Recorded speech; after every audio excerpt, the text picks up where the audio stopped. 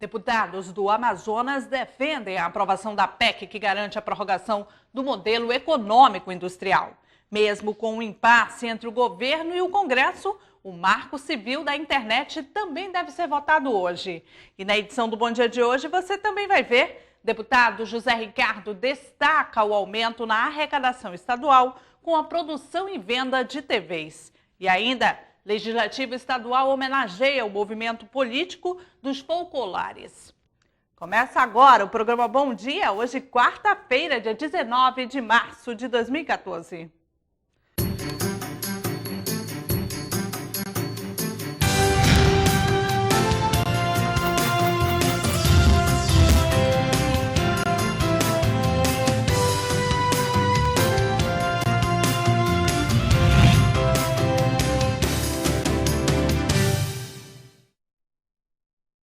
Olá, bom dia para você que acompanha ao vivo a programação da TV Assembleia.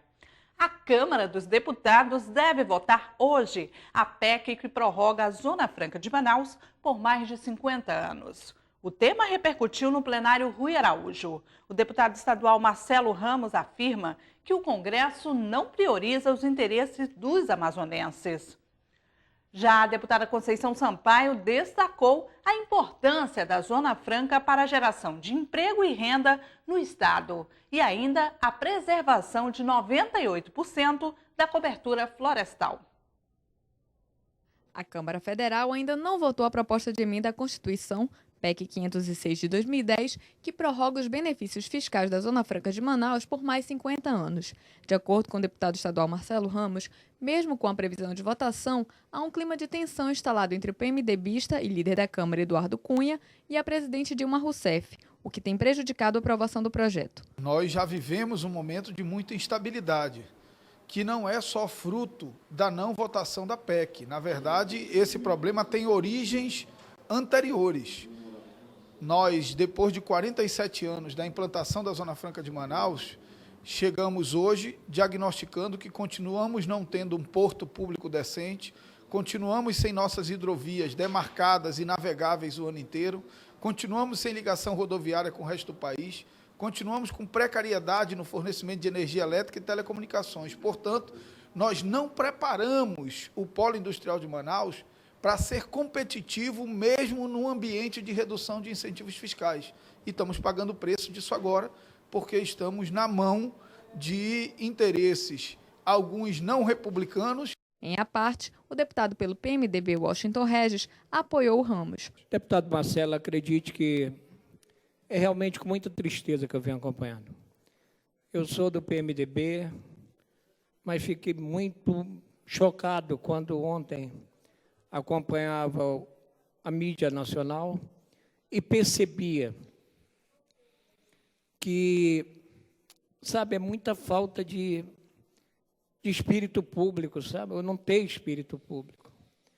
O que está fazendo o líder do PMDB e que eu ainda vi com muita tristeza quando uma jornalista, acho que do SBT, disse assim, isso que queríamos ter sempre, uma oposição atuante. Não, isso não é oposição atuante.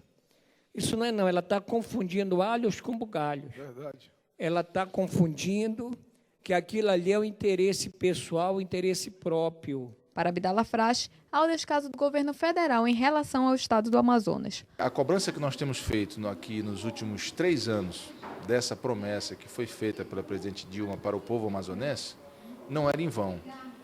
Essa votação já deveria ter ocorrido.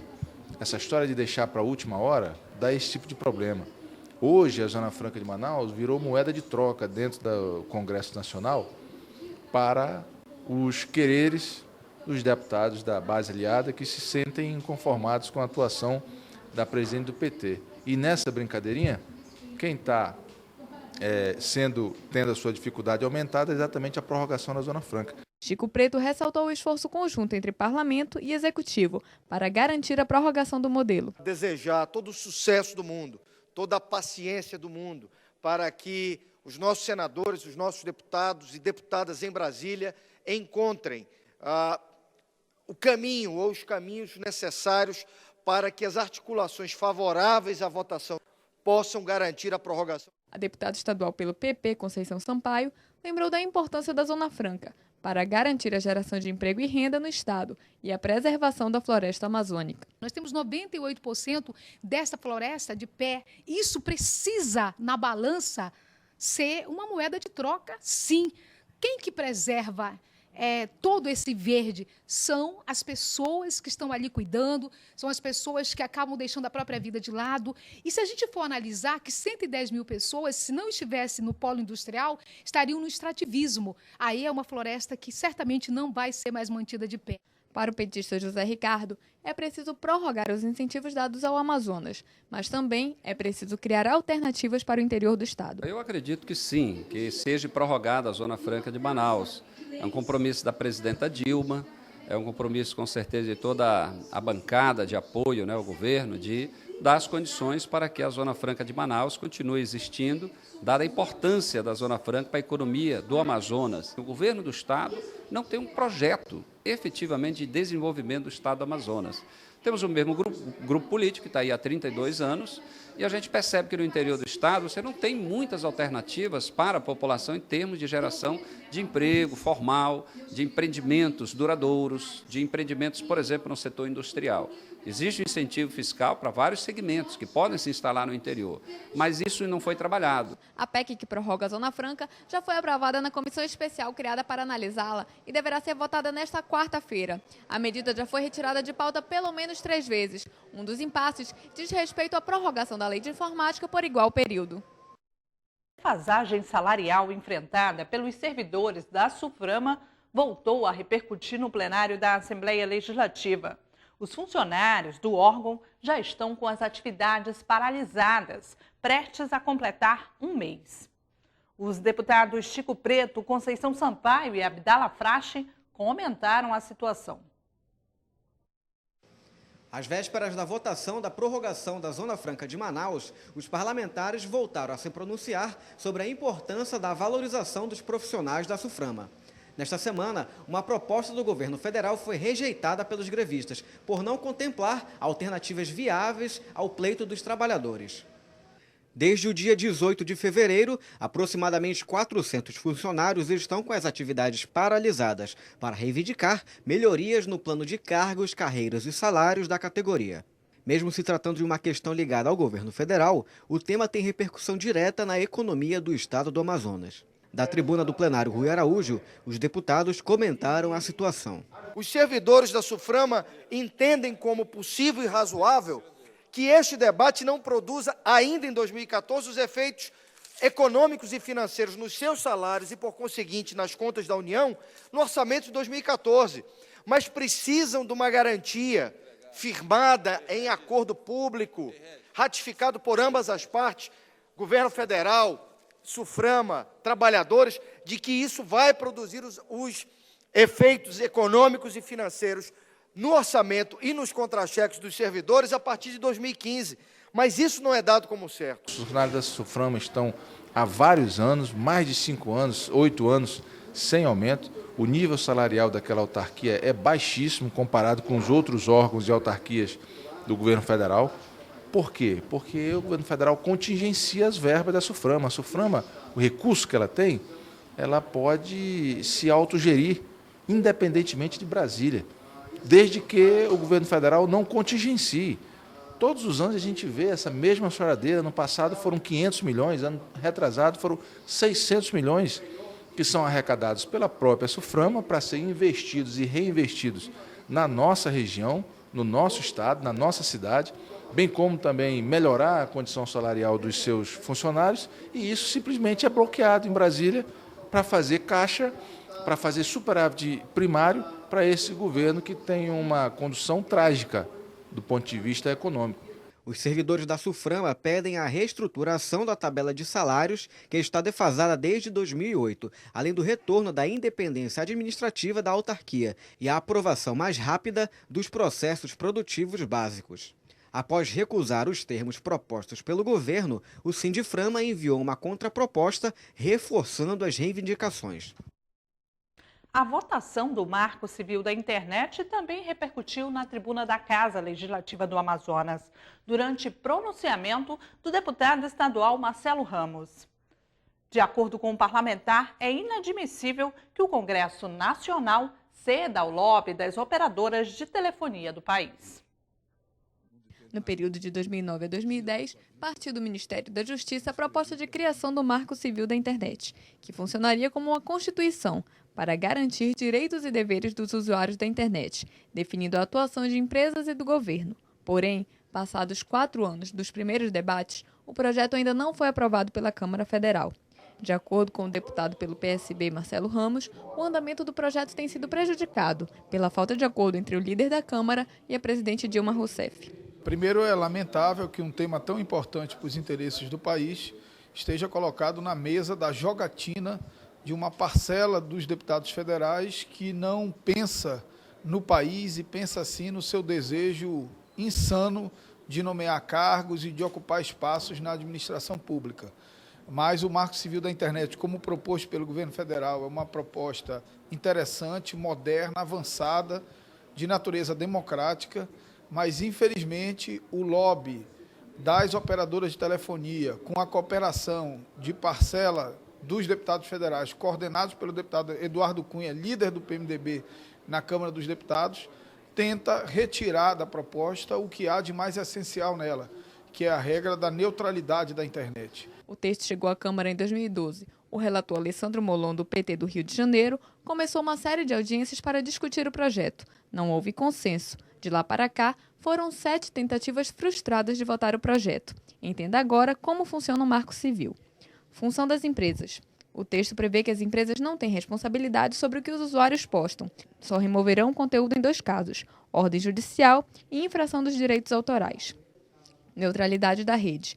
Hoje todos têm acesso à mesma rede. É o princípio da neutralidade. O Marco Civil busca garanti-lo. Sem ele, as operadoras poderiam cobrar pacotes diferenciados, como acontece com as TVs a cabo. Dados. As empresas devem guardar os dados de acesso por 1 ano. Os antigos projetos previam pelo menos 3.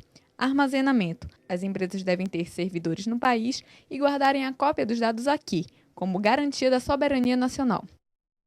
O deputado Luiz Castro apoia a criação de comissão que deve reivindicar, junto aos governos estadual e federal, políticas públicas para o desenvolvimento da economia solidária no Amazonas. O parlamentar reuniu representantes da sociedade civil organizada para discutir o assunto. A economia solidária é uma nova forma de organização econômica a partir do trabalho coletivo, um jeito diferente de produzir, vender, comprar e trocar o que é preciso para viver. As raízes dessa economia se encontram nas ações e nas lutas de trabalhadores, movimentos populares, grupos engajados nas universidades e nas igrejas, que se organizaram a partir da necessidade de mudança da percepção de que as coisas como estavam não poderiam continuar. Na Assembleia Legislativa do Estado, o deputado Luiz Castro reuniu representantes da sociedade civil organizada para debater o assunto. Os grupos, formados por representantes de vários segmentos de comércio, articulam a criação de uma comissão que deve reivindicar políticas públicas por parte dos governos estadual e federal direcionada à política solidária no Amazonas. O nosso objetivo principal é construir um caderno com todos os programas, com todas as reivindicações, com todas as políticas que essas populações vão reivindicar durante o período da conferência. Eles que vão dizer o que eles precisam dos governantes. Esses eventos ajudam a construir os consensos, as convergências, as plataformas que podem impulsionar uma política pública para ajudar essa economia inclusiva. A construção de uma escola de tempo integral no município de Fonte Boa foi cobrada ao Poder Executivo durante pronunciamento do primeiro vice-presidente da Assembleia Legislativa, deputado Belarmino Lins. De acordo com o parlamentar, uma licitação para a obra já existe, mas a demora no início dos trabalhos prejudica a população. Fonte Boa, com aproximadamente 20 mil habitantes, está localizado a 678 quilômetros em linha reta da capital Manaus. Os interesses do município foram defendidos pelo deputado Belarmino Lins. O parlamentar cobrou do governo do estado a construção de uma escola de tempo integral para os jovens da região. Nós fomos viajar para o passado Por exemplo, quando jovem, em Fonte Boa, nós só tínhamos o curso primário. De lá para cá, quem teve condições de vir para Manaus estudar, evoluiu, progrediu. E quem não tinha, infelizmente, teve. E a UEA em Fonte Boa é gerar uma expectativa de que, no futuro, os fontiboenses formados no escolar do grau possam exatamente continuar prestando serviços na sua cidade, no seu município, para o seu povo. Daí é um avanço indescritível e indesmentível do setor educacional para o Amazonas. Segundo o parlamentar, a melhoria na qualidade de ensino é fundamental para o desenvolvimento do município. E veja a seguir, construção da usina hidrelétrica Santo Antônio, no Rio Madeira, pode ser a responsável por parte das alagações no Amazonas. Não saia daí, voltamos já.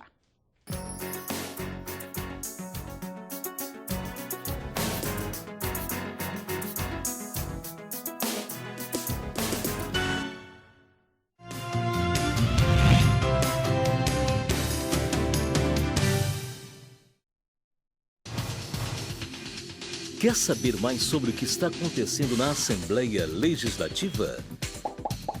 Acompanhe seu deputado também pelo site, onde você encontra a agenda de eventos, notícias do parlamento e muito mais. Acesse www.ali.am.gov.br. Assembleia Legislativa, cuidando da nossa gente.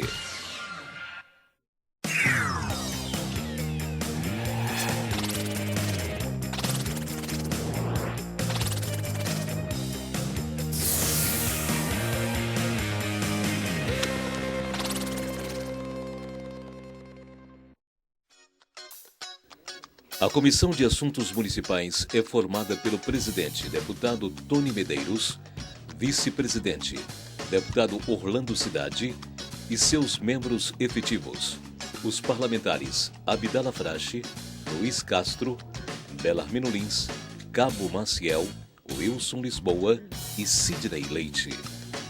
Possui como atribuições políticas públicas, programas, projetos e matérias relativas à habitação, defesa civil e proteção em situações de risco, enchentes e vazantes, análise de condições dos serviços públicos, visando a redução de desigualdades sociais, desenvolvimento urbano, região metropolitana, aglomerações urbanas, microrregiões, redes e consórcios de municípios.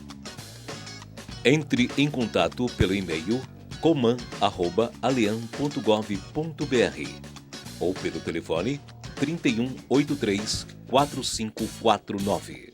Saiba mais sobre as comissões parlamentares de seu interesse e faça valer seus direitos como cidadão amazonense.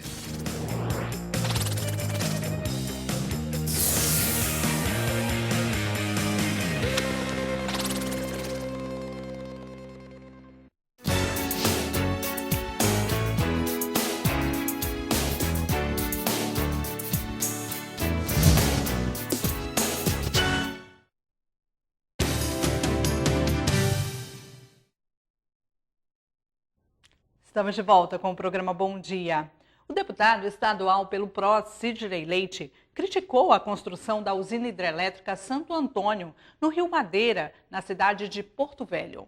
De acordo com o parlamentar, a obra está invadindo o Amazonas, sendo responsável, inclusive, por parte das alagações que afetam o estado. As usinas hidrelétricas de Santo Antônio e a de Jirau estão entre as obras mais importantes do governo federal e visam atender a demanda de energia elétrica no país. Porém, as obras realizadas pelo consórcio Madeira Energia estão prejudicando o estado do Amazonas, colocando em risco inclusive a soberania do estado.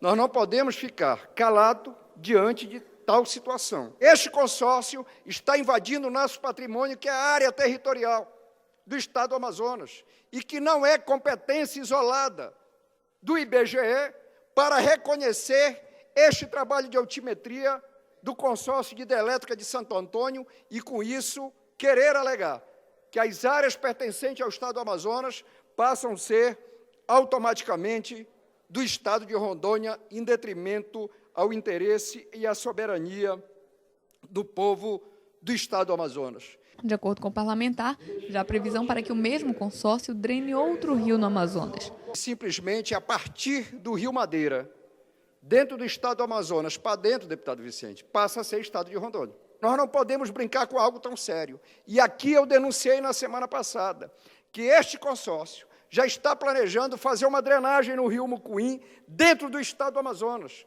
Nós já perdemos, deputado Davi Almeida, áreas significativas de floresta que foram inundadas.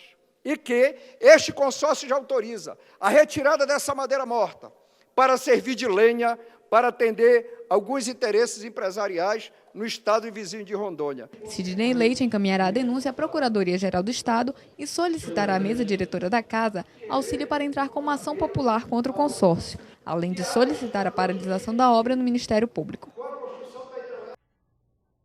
Instituto de Desenvolvimento Sustentável do Amazonas completa 18 anos e amplia o número de famílias atendidas em todo o estado. Em solidariedade, uma solenidade comemorativa à data, o deputado Sidney Leite foi homenageado pelos trabalhos desenvolvidos à frente do órgão durante sua gestão. O Instituto de Desenvolvimento Agrário e Florestal Sustentável é o órgão oficial de assistência técnica e extensão rural do Estado. Atualmente, a instituição atende cerca de 95 mil famílias e mais de 2 mil comunidades rurais em todo o Amazonas. 94% desse público são agricultores familiares. Aquele produtor que tem uma assistência técnica qualificada, ele tem uma renda 3 vezes maior daquele que não tem assistência técnica. Então, como também é uma obrigação do Estado, do governo federal e do Estado, prestar assistência técnica ao pequeno produtor rural, a gente está nessa missão e consideramos que a gente está andando passo a passo, vem cada dia melhorando mais a qualidade de vida do nosso produtor rural amazonense. Ao longo de 18 anos de atuação, várias autoridades do Estado geriram o órgão. Entre eles, o atual vice-governador do Amazonas, José Melo, e o deputado estadual Sidney Leite. O parlamentar foi o segundo presidente à frente do IDAM e teve como destaque a assistência ao fomento e a contribuição para o crescimento do Produto Interno Bruto, o PIB do Estado. Implantamos a defesa agropecuária no Estado do Amazonas, conseguimos implementar a política da plasticultura e produção de olericultura em todo o entorno da capital amazonense, fomentar a política de produção de fruticultura, principalmente na região do entorno de Manaus, mas também em Humaitá, na Calha do Madeira, na região do Novo Remanso, Engenho e Itacoatiara, boa parte do Baixo Amazonas e no Alto Solimões. Uma parceria entre o IDAM e o Instituto de Proteção Ambiental do Amazonas, o IPAAM, resultou na realização do Programa de Regularização dos Imóveis Rurais. De acordo com o presidente do IPAAM, esse é o maior programa do setor primário, feito para beneficiar principalmente os pequenos produtores. E ele só vai ser viabilizado, e inclusive já está estabelecido até uma responsabilidade em lei, mas com a efetiva atuação do IDAM. A responsabilidade de execução do CAR é do IPAAM, mas viabilizar o programa, fazer com que ele realmente alcance todos os produtores, só será possível com esse trabalho magnífico que o IDAM tem feito até aqui. Uma solenidade comemorativa foi realizada para homenagear todos os ex-gestores. A produção e venda de TVs é apontado como um dos principais fatores para o aumento da arrecadação estadual. Pelo segundo mês consecutivo, foi alcançado um crescimento de pelo menos 25%. O índice recebeu destaque na Assembleia Legislativa do Amazonas. A Secretaria de Estado da Fazenda divulgou nesta terça-feira que o Amazonas registrou mais um recorde na arrecadação no mês de fevereiro. O valor contabilizado com a receita tributária, ou seja, com os impostos e taxas, no mês passado, chegou a 777 milhões de reais. Em comparação com o mesmo mês, em 2013, houve um aumento de pelo menos 25%. Já em relação a janeiro, o aumento foi de 8%. Na avaliação do líder do PT na Assembleia Legislativa, deputado José Ricardo, a Copa do Mundo tem contribuído para o aumento desses índices. E a tendência é as vendas aumentarem mais ainda, porque nós estamos próximo da Copa, mas as pessoas ainda estão comprando, né, aparelhos. Hoje tem facilidades do crédito, né, para comprar parcelado. e cada vez comprando aparelhos com novas tecnologias. Isso é muito positivo, porque hoje no Brasil é em Manaus que se produz os televisores, efetivamente, assim como motocicleta. Então, realmente, a Copa está sendo uma grande alavanca para a economia brasileira e, em particular, aqui da Zona Franca de Manaus. De acordo com a Cefaz, a indústria eletroeletrônica, em particular a de televisores, gerou em fevereiro mais de 380 milhões de reais na receita estadual. A Assembleia Legislativa do Estado homenageou na manhã de ontem, terça-feira, o movimento político dos folclares.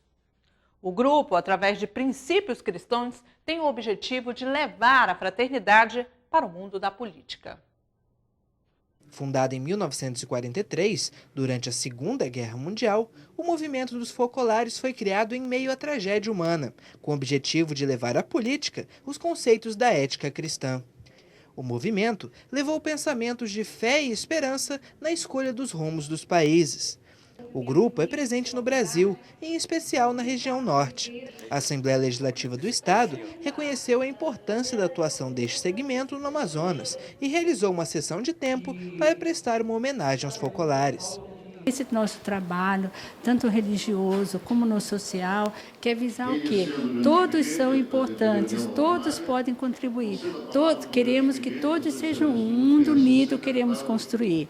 Então, em cada setor, na política, na educação, no nosso trabalho cotidiano, tudo que é feito mesmo que seja pouca coisa, feito por amor, tem um valor imenso. A nossa revolução ela é para fazer chegar uma luz nova, uma confiança nova de que a fraternidade ela é possível, de que a fraternidade que vai construir, que vai solidificar novos relacionamentos, que vai fazer com que uma casa parlamentar, a gente mesmo na diferença, consiga se sustentar pelas ideias que podem ser em prol dos outros. Diversos parlamentares participaram do evento e demonstraram apoio à ideia do movimento. Os deputados defenderam a importância de se fazer política com amor e caridade. É difícil numa casa que faz leis, numa casa plural, a gente respeitar aquilo que é diferente das nossas opiniões. Por isso, é uma tarefa permanente, é uma luta constante. E o movimento pela unidade na política procura isso. É a gente poder olhar para o outro ou para a outra, mesmo sendo pessoas tão diferentes daquilo que nós acreditamos ou pensamos, e ainda assim amar essa pessoa e respeitá-la. O deputado Luiz Castro foi um dos autores do requerimento que concedeu a sessão de tempo aos folclares, em parceria com a deputada Conceição Sampaio. Segundo o parlamentar, a fase atual da política exige que os agentes públicos atuem de forma ética, o que condiz com a ideologia do movimento. Os folclares, eles têm uma tradição importantíssima de dialogar com a sociedade, dialogar com as outras religiões, dialogar no diálogo espiritual pela busca de uma unidade que é a identidade da busca de um mundo mais fraterno. E existe um movimento político pela unidade, que nasceu no seio dos folclares e que foi muito estimulado por Chiara Lubich, que é a idealizadora maior dos movimentos folclares, que busca também trazer os políticos para essa visão da unidade, da identidade ética, de buscar o bem da sociedade na sua atuação, porque esse é realmente o objetivo primordial da política. Uma das fundadoras do movimento foi Chiara Lubich, considerada uma das principais defensoras da ideia de unidade e fraternidade entre os povos. Chiara faleceu em 2008, aos 88 anos, mas a ideologia dos folclares ainda persiste. A situação dos ribeirinhos que sofrem com os impactos da enchente do Rio Madeira preocupa autoridades e gera uma rede de solidariedade. A Assembleia Legislativa afirmou parceria e apoia a campanha Voo Solidário da empresa MAP Linhas Aéreas. A sede do Poder Legislativo é posto de arrecadação de doações. Confira na reportagem como você pode contribuir.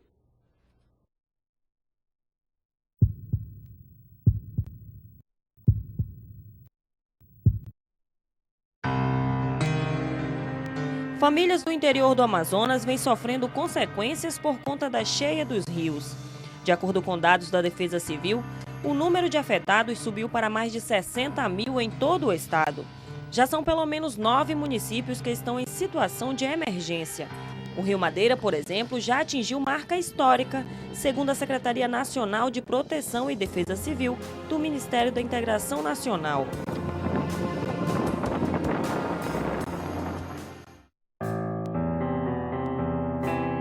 Situação que deixou o município de Humaitá, distante 600 quilômetros de Manaus, um dos mais atingidos.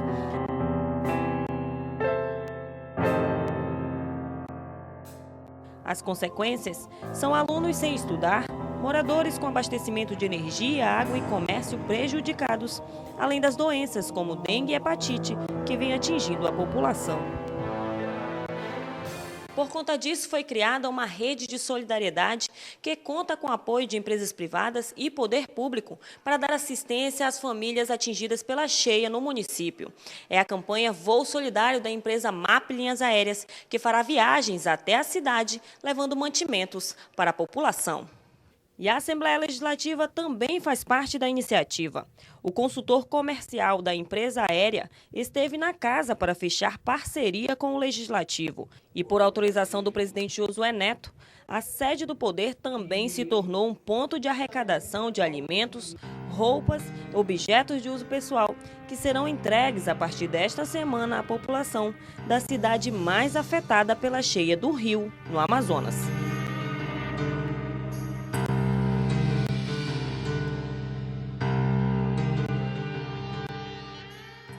Hoje, no plenário Rui Araújo, às 10 horas da manhã, o deputado Josué Neto, presidente da Assembleia Legislativa, cede tempo para a moção de parabenização à Escola Estadual José Bentes Monteiro.